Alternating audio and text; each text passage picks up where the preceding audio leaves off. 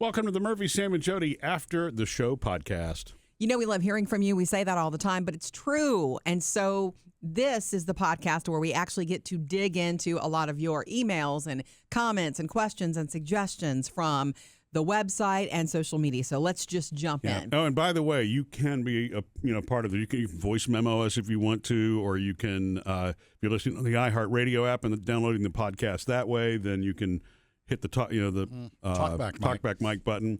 So there are a bunch of different ways you can get, give us feedback. Nora sent this regarding the Celine Dion documentary. I guess you mentioned that in music news not long ago, Sam. It came out recently, yeah.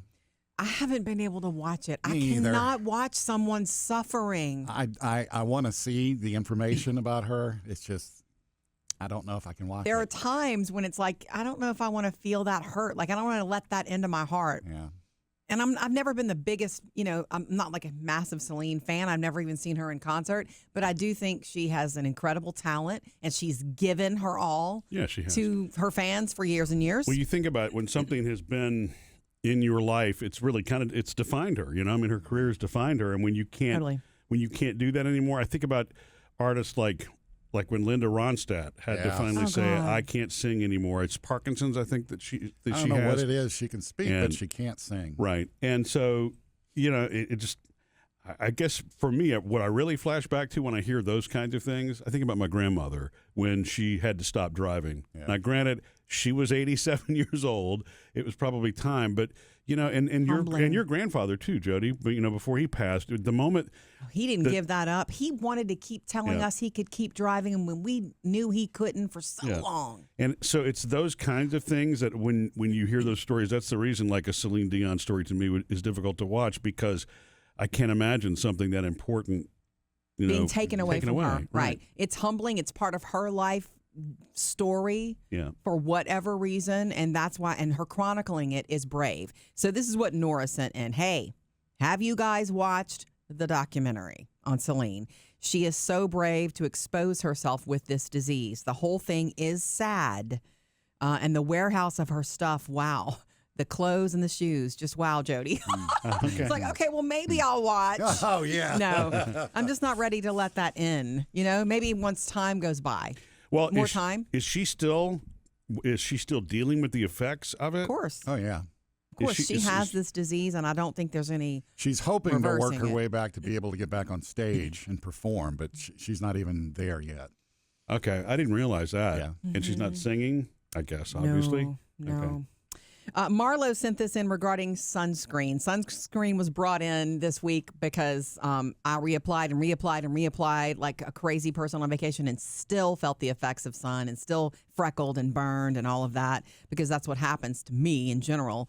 Marlo says, I have the same skin, Jodi. Hats, SPF clothing, sunscreen, glasses, but Mother Nature always wins. It's so funny. I know some other very fair skinned friends, people who burn easily, and literally it's a thing where you'll see each other and somebody looks a little extra pink, and you just go, I swear I reapplied. And that's all you have to say. Like, I know I did reapply. However. What do you use? 30, 50? 70. 70. Oh, wow. I use 70. My face stuff is 50, but the body stuff is 70. The one that you like the smell of so much. Murphy's like all up on me. You smell like a Coppertone beach girl. I'm like, I'm not. Paul, but I would try anything. There's not one thing before, we get emails or questions about what I use specifically. I'm always trying new, better sunscreens. I'll use anything. And if I find myself out in the sun and I'm borrowing, I'll use whatever. Yeah. Well, the consistent thing is the high SPF. You're always going to go for the biggest number you can find. It's true. Paula said, as a fellow ginger, I completely understand. Not sure they make enough sunscreen for me. The way it was explained to me once, we all our skin is delicate no matter what color your skin is or tone or shade that you have. We all are. It's delicate. It's an organ, and it's an exposed organ, okay? But the more fair you are, the more susceptible you are to damage more quickly. And it's interesting. When I was a little girl growing up, I hated the freckles. I had all the adults around me going, "Oh, but they're angel kisses," and all all those lies I was told. Kisses. They're cute.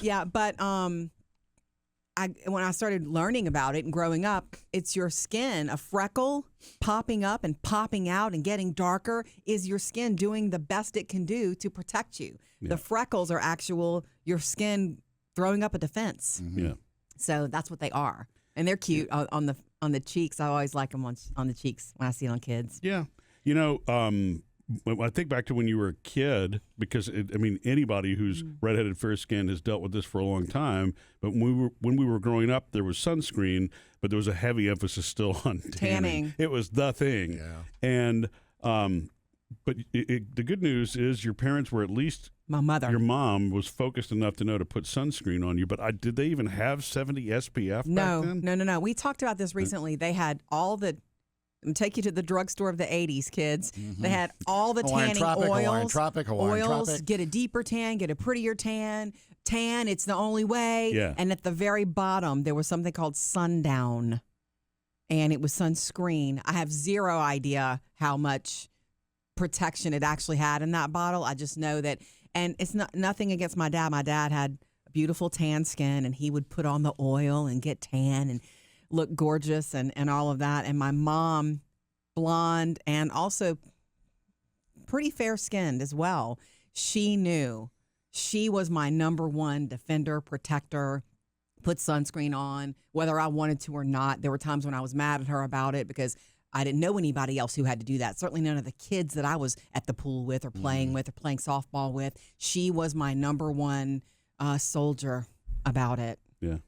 And she didn't necessarily have the education that we have now. Mm-hmm. She just knew that I would burn and I would be hurting and be miserable. Yeah. The only time that we had sunscreen put on us was when we went to the beach. So if we were going to a pool or something like that during the summer, we didn't. I don't remember. If we did, then I'm just forgetting it. And I do remember my mom putting zinc oxide on sometimes after the burn. Yeah, but sometimes it was preventative too. You know, you're right. I don't remember ever wearing sunscreen. Ever applying anything. Not even at the beach? We didn't really go to the beach that much. Oh, okay. But went to breweries. We went to the beach every single summer. We had so pool parties for baseball teams and, parties in the summer and at different friends' pools. But I don't ever remember, put this on first. I just remember going. Yeah. It's one of those things for me that thank you, Mom, thank you, Mom, thank you, Mom. Because when I was a little girl, I don't remember her having the conversation with me that, hey, Jodi, I'm just trying to I don't want you hurt. I don't want you blistered. It's painful for you. She never went at it that way. She was like, it was just that 70s, 80s mom thing. Put it on because I said so. Yeah, but I know right. now that it was all from the heart, all her being a mama bear. Yeah. And I love her for it so much. I think about her sometimes when I put sunscreen on because I remember her having to fuss at me about it. I remember getting out of the house early one morning, quick to go play softball with my softball team friends. And I got out of the house without the sunscreen. I thought, I'm free of it today. I didn't know any better until I had that one bad, awful burn that sent me to the doctor's office. Then I learned the hard way. But thank you for the comments. We do love hearing from you. Obviously, any subject, welcome. Rachel said this, in regards to your work showing up in your life. When you do something, you carry it with you. It becomes part of who you are. In response to your work carrying, I'm currently trying to pass my MBLEX, Massage Board Licensing Exam, to be a massage therapist. I hope I said that right. MBLEX, to be a massage therapist. I catch myself watching people's posture, how they walk, like if one hip is higher than the other, and automatically anatomy pops into my head. Is it X muscle or tendon? Is it possible, referred pain from another location? Mm-hmm. Without trying to think about it, it just happens to me. Love your show. Have a great day. Yeah, Rachel. Considering that there are 600, different muscles in the body, and the massage therapist that I've had now for 15 years, we've known each other, is the massage therapist that has applied themselves and takes it so seriously and observes. It's still mind blowing to me that they can call out this muscle, that muscle, but or if there's a certain muscle that they're working on, they know what activity at work that you're doing that's actually causing that. There is a lot that goes. So much more than you think. There's a lot that goes into that. Yeah, exactly. So much more than you think. I remember the first time I had a really good massage.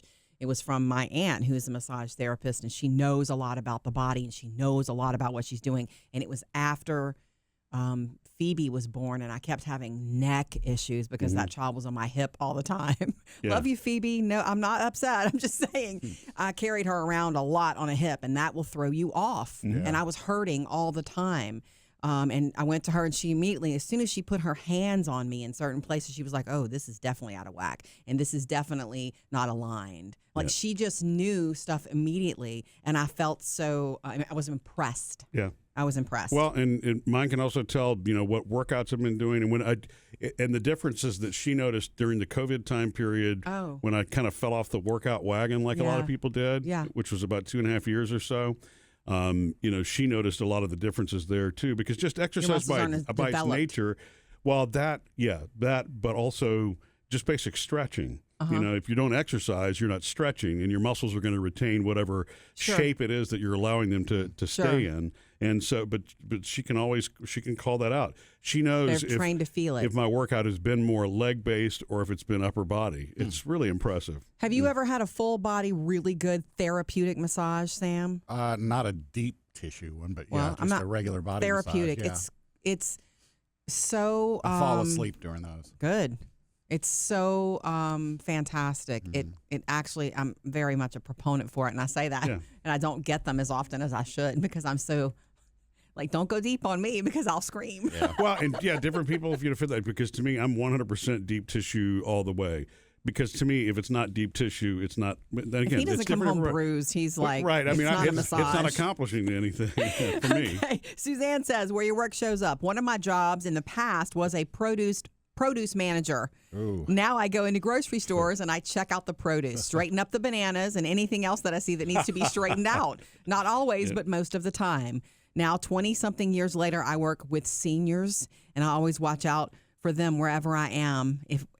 If and when they are in need, it's a passion I have. Yeah. Oh, Suzanne, so beautiful.